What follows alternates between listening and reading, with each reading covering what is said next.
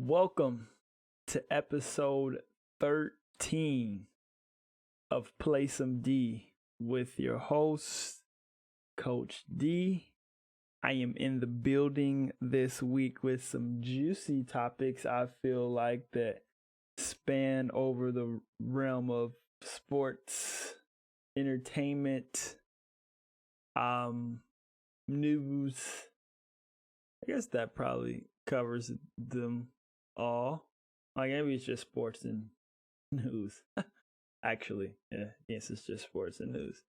But before we get this going and moving in forward momentum, please like the video, please subscribe, hit that bell icon so you get the post notifications for when these episodes drop on a weekly basis.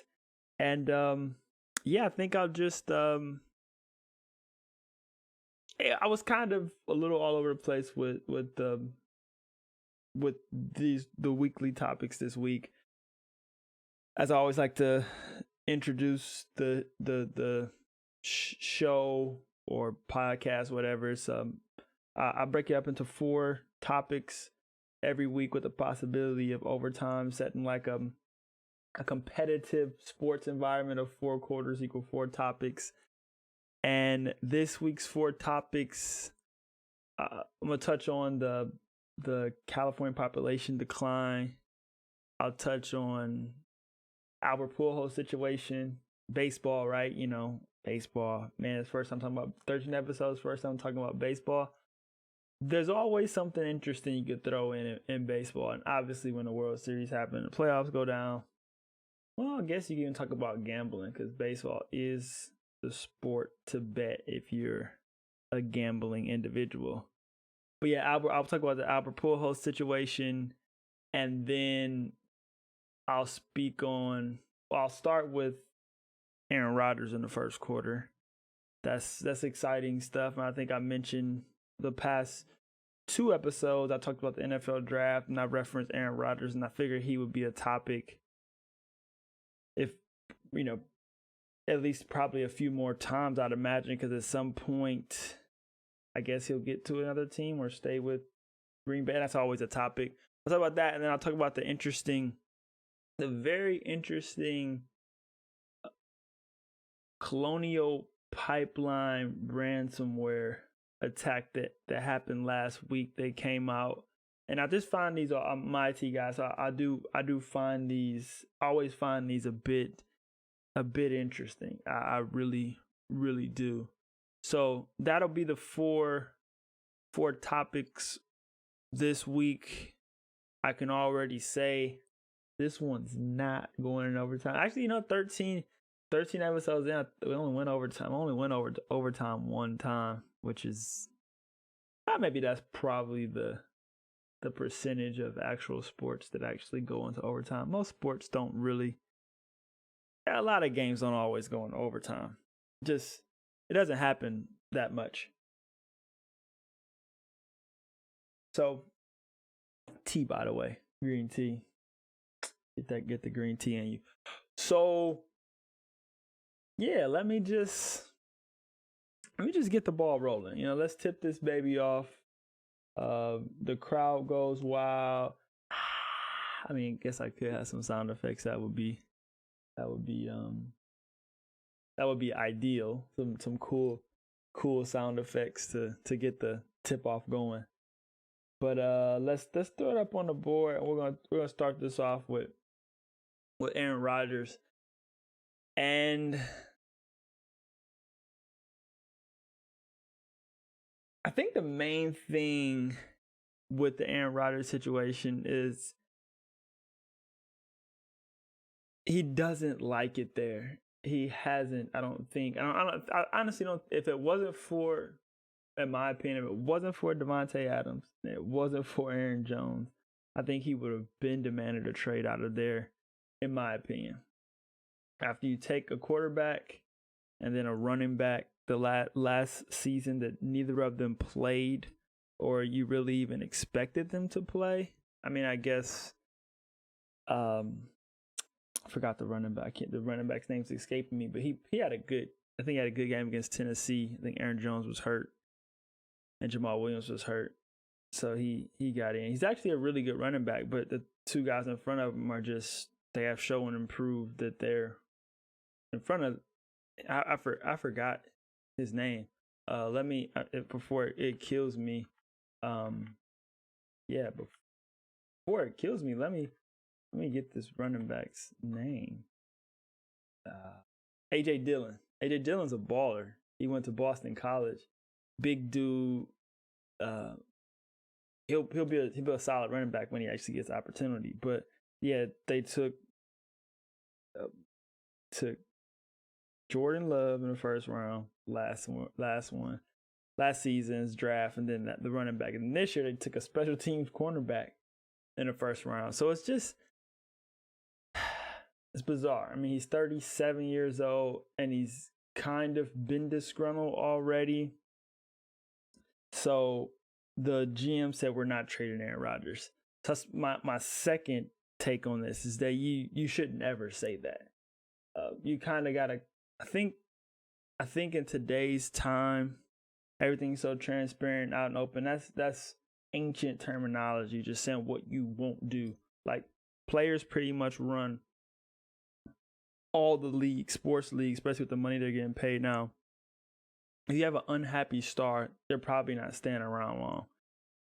And especially if you know that you're the problem, you're the reason why this star, you can't say that. Like, I think the better thing to say is, we want to keep him, but we'll see. And once again, he's 37, and then you drafted a guy to replace him.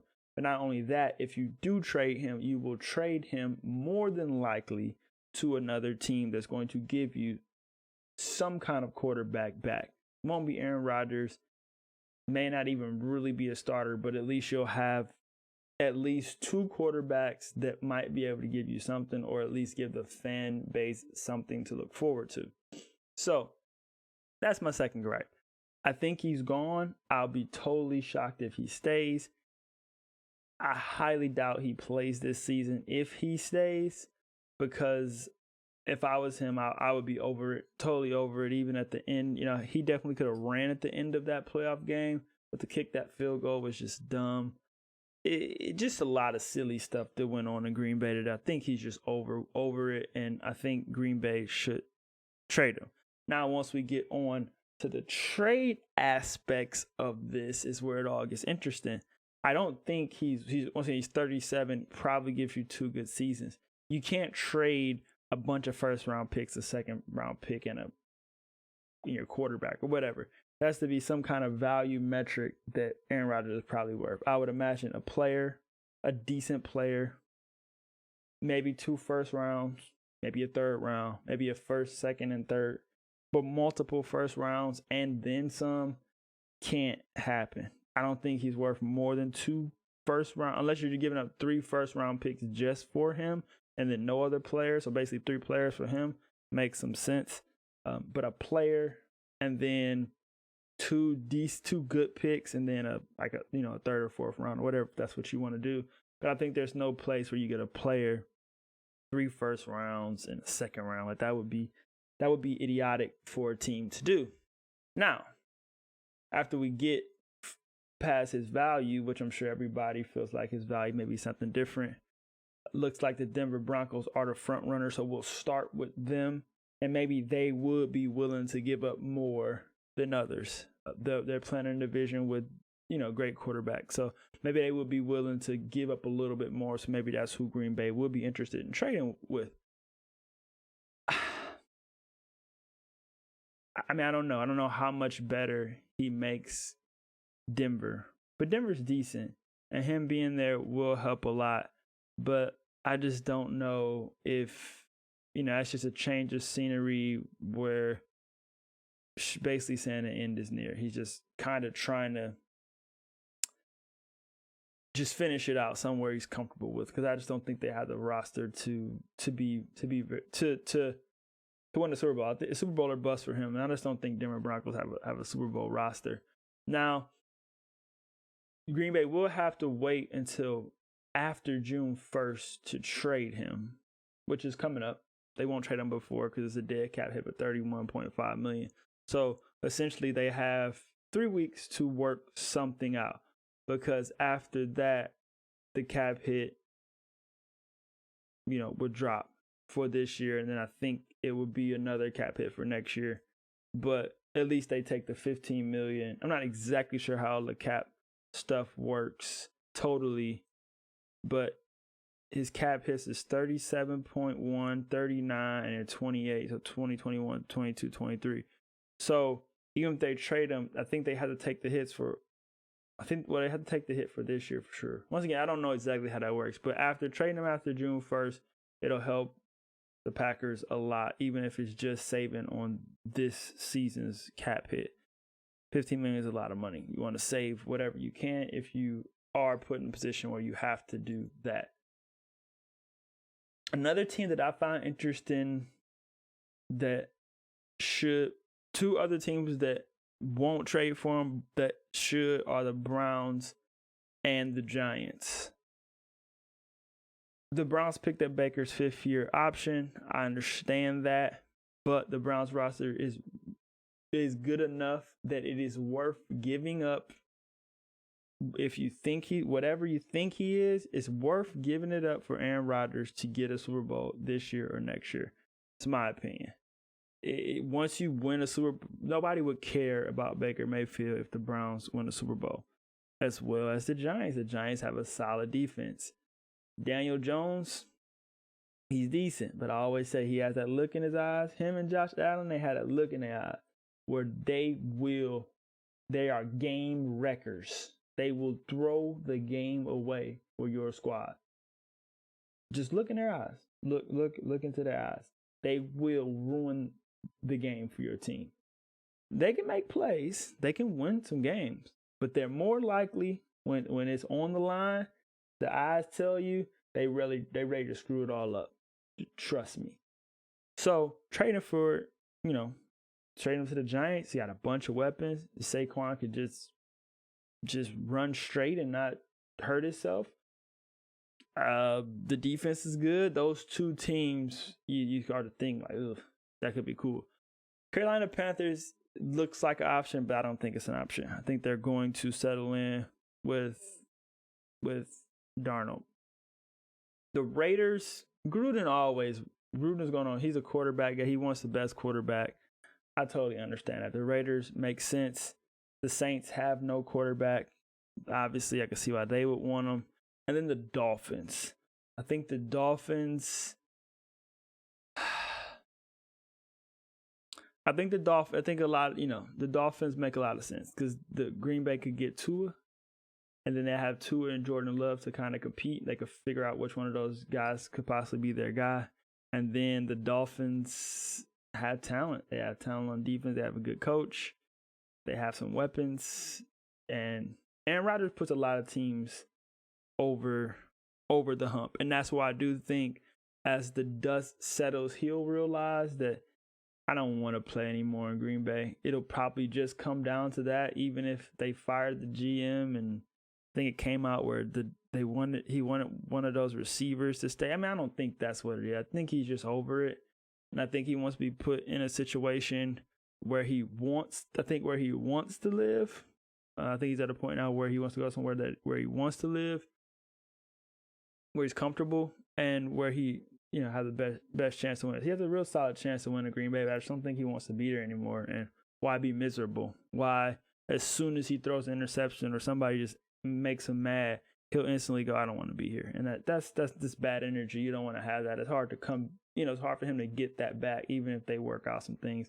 I just don't see why they would want to deal with that, either side. Honestly, then lastly, I still think 49ers should, I don't know if it may not be even being talked about because he may be so angry at the 49ers for not drafting him that he may not ever want to play there, which is totally stupid, but I understand. But if he's interested in 49ers should definitely put that package together, and I would do it in a heartbeat.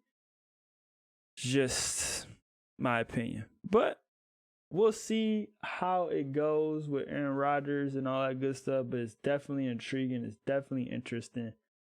And where he goes changes a lot of things in terms of playoffs and competition and Green Bay.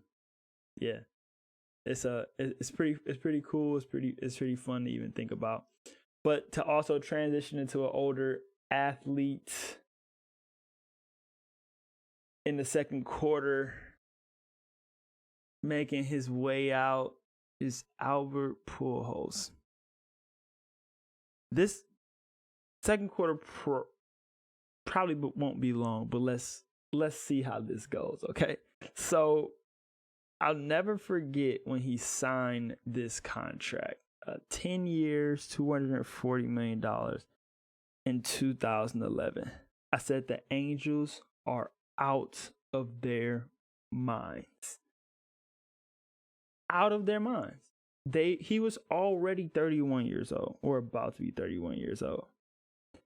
He had played what you could imagine in your 20s is going to be the best years of his career. How in the world can you pay a guy that much money, which now, in 2020 is I guess somewhat of a bargain, I suppose. But he never hit a 300 batting average. That hurts. That hurts. His on base percentage, it was always in the 400s with St. Louis. He never was in the 400s. Never with the Angels. Never. Slugging percentage, he was like 600. He barely cracked. He cracked 5 one time. 516 his first season there. All-Star one time. MVP race, he was 17th twice. I mean, the Angels got robbed. Now I understand what LA was trying to do, and I don't know how it worked out in terms of endorsements and getting fans in seats. I don't have the data for that. But I assume that it did not work out. Somebody else could have played first base and did this. Now he did give you a couple hundred RBI seasons, where every year in St. Louis he was hundreds. He only gave them 4 home runs. He did smack some homers. He had 30, 28, 40, 31, 23. 23 homers is low for him. Even his lowest with St. Louis was 32. But 23 is not bad. So 1, 2, 3, 4, and that kind of sucks. 5 good. 1, 2, 3, 4, 6. He had 6 good home run seasons. So he was driving the ball, and not as late as 2019 he had 23. But then he only played 39 games last year, which you figure he was going to be going on fumes at 40 and 41. Now, you may be saying, for people that don't know, why are you talking about Albert Pujols? Well, he got cut. I don't know where he goes. I'm sure somebody wouldn't mind his services, maybe a pitch hitter in spots, or maybe there's a team out there that would like his services.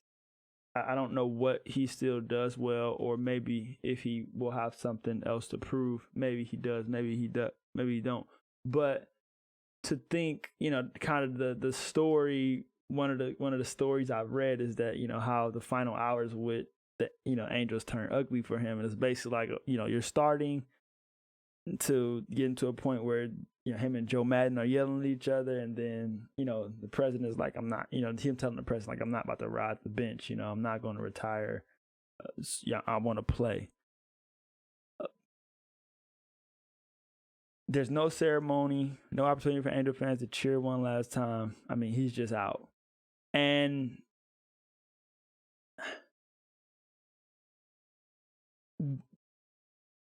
if it wasn't for the contract, there should be no ceremony. Albert Pujols put his ski mask on and got all the Angels money. The only way Angels could possibly get back at him for this is cutting him like this and not having any type of clapping ceremony, because the contract he probably should have gotten was probably like 6 years and half of that, roughly.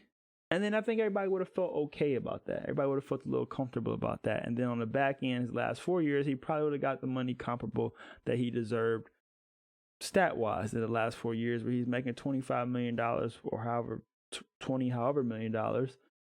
Then he doesn't deserve it. Many of those seasons he did not deserve. Maybe every single one of the seasons with the Angels, he did not deserve the money he earned for them. Now, baseball terms, I can look back. I don't have it, but I can look back and see maybe he overachieved with St. Louis, possibly, but he was balling. I don't care how much I make. If I'm the best baseball player in the world, I'm gonna kill it. Even if I'm making $1, I'm the best at a sport that many people would love to be in my shoes, and I'm really good at it, and I'm having fun doing it. And obviously, he was getting paid handsomely at the time, so that's neither here or there. Like, oh, he deserved the money from the back end with St. Louis. Like, no, that's not how that works. You should get paid accordingly to how you perform. And that is one of the interesting things I always think with sports contract, is that you're paying somebody on what the potential of what they do. But that has to do with injuries and people being scumbags, where that's a whole different topic for a whole different day. But the contracts, I think maybe in most instances they are fair, but when you get to star contracts, I think players get over, but in the long run, I think owners get over, but it doesn't work out fairly, I don't think, for everybody. But like I said, in Albert Pujols' case, it sucks it ended this way. It should have ended with him, in theory, how it should have ended is him being paid how he's supposed to be getting paid, and him being okay with what his role is. In his eyes, this is last year with the Angels, and I'm sure deep down inside he thinks he still has some left, especially after last season. Like, he didn't play much. I'm sure he feel like, I have something in the tank. I can play, get me out there. And the organization's like, nah, guy, you've been washed up for years and we just keeping you around, but now we've had enough. So it was always a captivating story from the beginning. Every time I see these gigantic baseball contracts, I just giggle at them, because it's like, I always feel like there's no way. I don't know how merch goes and getting people in seats goes, how much that covers all those gigantic contracts, but I always giggle at those huge contracts with guys that it's just no way they could fulfill the monetary value that they get in some of these contracts. It's unbelievable. Even Patrick Mahomes' contract is no way. I mean, he would have to give you championships. It's just a lot of money to give somebody with just so much uncertainty. That's just how I look at those sports contracts, especially the huge ones. I think they need to keep them a little more compressed and pay accordingly. And yeah, I think it'll be better for everybody. I like seeing the players win. I do, but at the end of the day, I think it creates. I think it's a lasting issue that it starts to create more friction than I think it should be. You make millions and millions of dollars and you know you don't deserve it. I don't know what that feeling is, but never will. But yeah, that's the Albert Pujols situation. It's the Angels' fault. And here they are, but he'll he's filthy rich, and I said I'm sure somebody will bring him on for the rest of the season, and then he may retire, and then first ballot Hall of Famer. Here he comes, going to I don't know where baseball's Hall of Fame is. I barely know baseball. Don't let me get started on baseball. That could be a whole nother quarter, a whole nother day. Baseball. But halftime here is as always, nothing special. No dancing singers, no rings, ring around the rosy stuff, and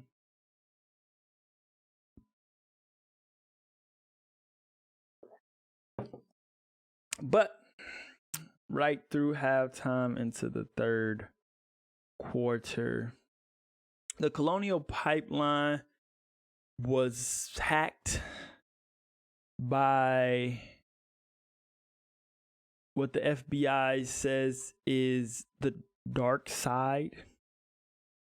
They confirmed they're responsible for the compromise of their networks.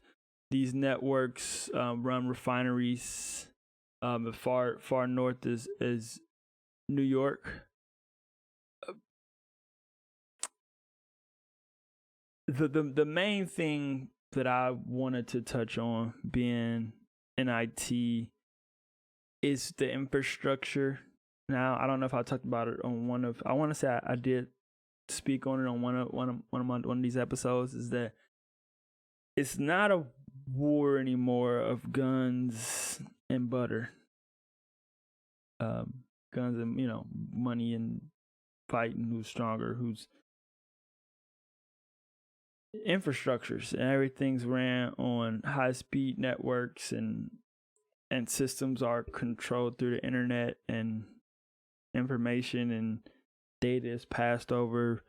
And when you hijack those systems, that's when you're really, really hurting somebody.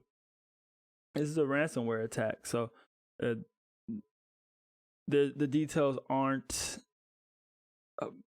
for sure, but temporary halted all pipeline operation affected some of our IT systems is what they said. They're actively trying to restore it. So it says 100. I think I just saw 100 gigs of data. I feel like I just saw that somewhere. Almost 100 gigabytes of data was taken hostage. So dark side sounds like somebody knows what they're doing. So 100 gigs is quite a lot, and it's probably sparsed all over the place. So now they got to figure out backups. What do they have? And then if it's not paid, it gets leaked. What's in it?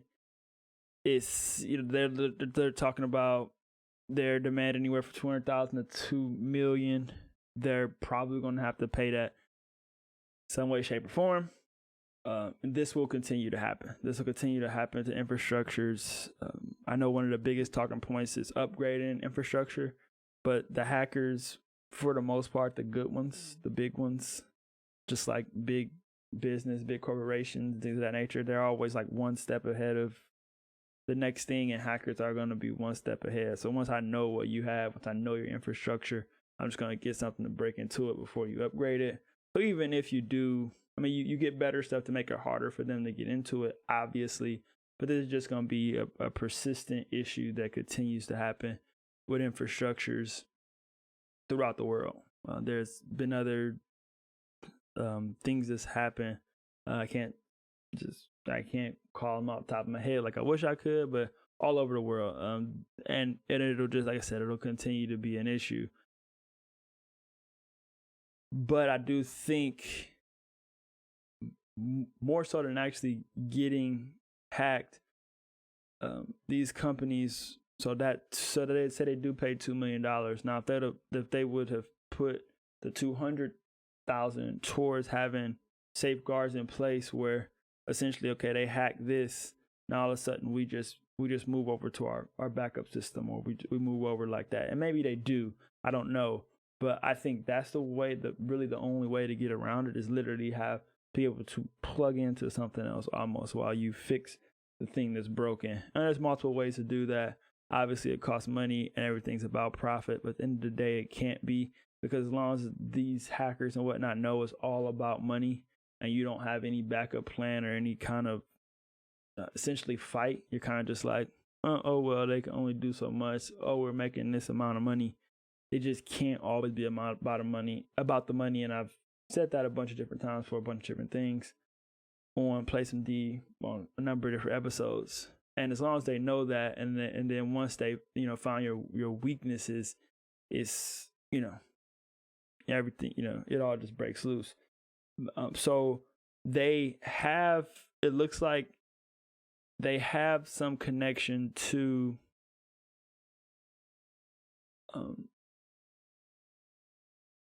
they seem to have spared Russian, Ukraine speaking companies. They supposedly have a link to the former Soviet republics. There's no evidence that Russia is involved, but it seems like this is, once again, there's evidence that the ransomware actually takes place in Russia. Obviously, you'll never know if Vladimir Putin has anything to do with that. Russia also denies the SolarWinds attack, which that was, they put code and software in SolarWinds. That SolarWinds is, that stuff is all through the government, and it's a bunch of different companies, but they slip software in that it'll take years and years and years to figure out exactly what they put in and what information they are grabbing and things of that nature. So that's really the underlying issue, is that once, no matter how long this goes on, whether it's 10 years, 20 years, 30 years, whoever ends up getting data from DarkSide or Anonymous or whatever other people, whoever compiles all the information, what do they do with it, and what's the ultimate goal behind it? That's why it's just more so about, obviously, not letting them get your stuff, but having safeguards that if they do, it's like all that stuff is essentially old now, or we can nuke all that stuff, or yeah, sure, you can leak it, but we're still, we have our system back on, and here we can just pay you, and then we'll figure out. I don't know if that's the way to do it, but just depends on if you don't want it to be leaked, or if it's if it's transparent information and they're literally just trying to shut down the pipeline. It's like, what's in there that you're gonna leak? I don't know. So I don't know that, but it's like, what are you gonna leak? I'll just pay you not to leak it, or leak it. We're good. We're back online. We're still able to get oil, gas, and everything to people. And that's the flip side of this, is that now, if it is all about money, now this they operate 5,500 miles of pipeline that delivers 45% of gasoline and jet fuel to the East Coast. That's a lot. It's a lot. 45. I mean, that's a lot. So now we get the effect on prices, and it's just, like I said, it's something that's going to happen, but I just feel like all of these different companies and back end systems, they're just not doing their due diligence to stop this from happening. I mean, I think there should be the biggest and best stuff at companies like this that control certain type of things. Obviously, government can't regulate it, but these companies should just have a better understanding of their infrastructure and what happens if somebody gets a hold of it, because it looks as if they don't even know how long it'll be shut down. Mitigation, they're reactive now. So now it's like, oh, it happens, so now we got to figure it out, instead of, once again, like I said, knowing what happens when this happens. I always think you got to think worst case scenario, even if it never happens. And for something this important, and there could be more things too. Like if it gets into like this is just the beginning. Like they'll get into lights, electricity, internet, things that really matter for like and on a larger scale, I guess I should say. And then that's maybe, it could be too late then. Just like I said, just depending on what information they already have and what control they have, and they get to shutting stuff down, and yeah, and I don't know. You can't really fight back if your infrastructure is shut down. You can't really fight back. Or maybe you can, and I just don't know. But I thought it was interesting. The cyber attacks, the ransomware attacks, they always catch my eye, and I'll definitely be keeping a close look on this one.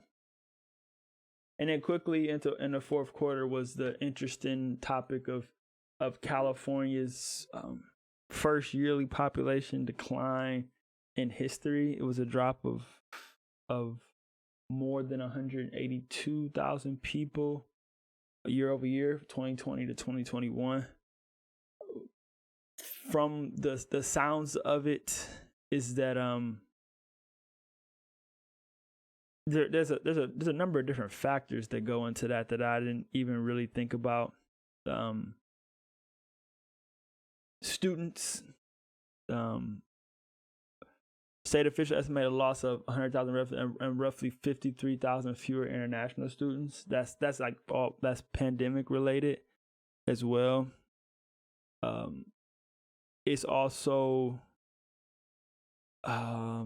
they put in here. I did not see that part. There was a part in here. Yeah, 50,000 people. There was something else in here about state officials blamed the Trump administration on like visas, but all that once again is due to the pandemic. So, oh yeah, here it is. So, in normal year, California might have between 140,000 and 150,000 people move in from other countries. In 2021, it was just 29,000 people. A direct impact, state officials say, of Trump administration halting new visas much of the year. But can't blame it on Trump because it's, you don't want people coming in here that might be sick, and that's just a little bit too much work. So I think next year, interesting factor with all this is that next year I think will tell a better story actually of if it's really a decline. But a big thing too is that it's probably a good thing for California. I don't have the exact numbers of which area got the most hit, but it's a lot of people in California. I mean, it would be the 5th largest population if California was its own country. So a few less people for a year or so may do California a little bit of good, because I think as long as people feel like they can get jobs here, they like it here, it'll be, they say Los Angeles overall Los Angeles lost nearly 52,000 people, the third straight year decline as put its population is just over 3.9 million. That's for Los Angeles. That's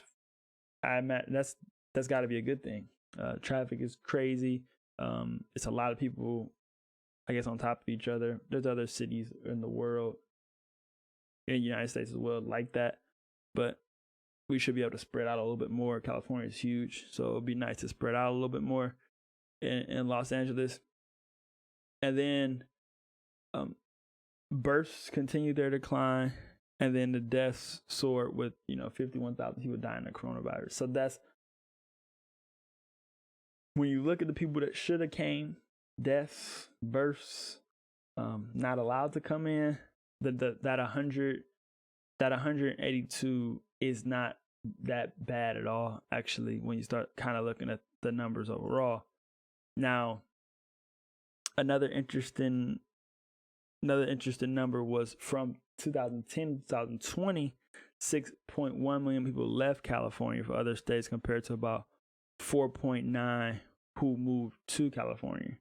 So about 1.2 million difference in 10 years.